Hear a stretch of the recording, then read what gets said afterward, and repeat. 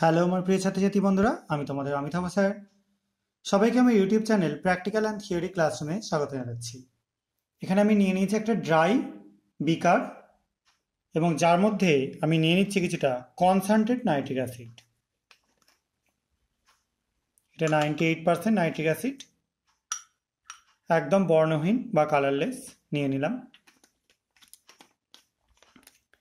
এবার আমরা এটাকে একটু উত্তপ্ত করব।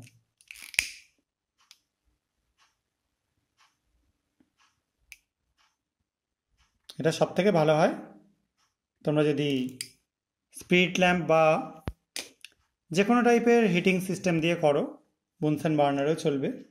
এবার এখানে একটা তার নিয়ে, তামার তার নিয়ে আমি কিছুটা কুচিয়ে এর মধ্যে আমি অ্যাড করে দিচ্ছি।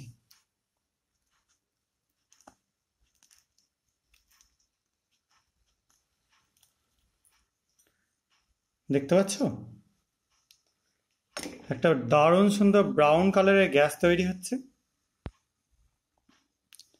দেখো সবাই, একদম রেডিশ ব্রাউন কালারের একটা দারুণ সুন্দর গ্যাস তৈরি হচ্ছে।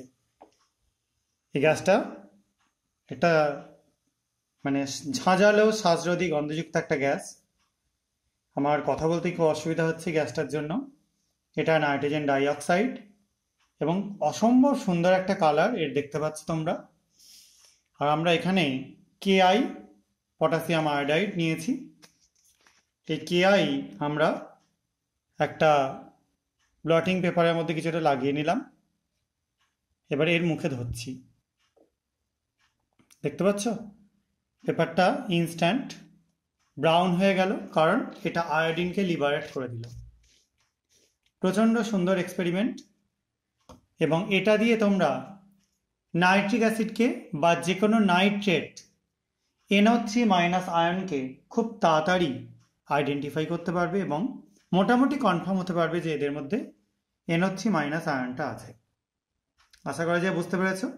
সোনার দোকানেও এই যে এক্সপেরিমেন্টটা সেটা করা হয়। এবং এখানে তোমরা যে ভেপারটা দেখতে পাচ্ছ, এটা নাইট্রোজেন ডাইঅক্সাইডের। এটা বেশিক্ষণ ধরে কোনো মানুষ থাকলে তার মৃত্যু পর্যন্ত হতে পারে। এই জন্য খুব সাবধানতার সঙ্গে যদি তোমরা কেউ করতে চাও এটা, তো সাবধানতার সঙ্গে করবে। আজকের এক্সপেরিমেন্টটা এইটুকুনি। যদি তোমাদের এগুলো ভালো লেগে থাকে তাহলে চ্যানেলটা সাবস্ক্রাইব করো এবং ভিডিওটাকে লাইক ও শেয়ার করো। সবাই খুব ভালো থাকবে, সাবধানে থাকবে। বাই।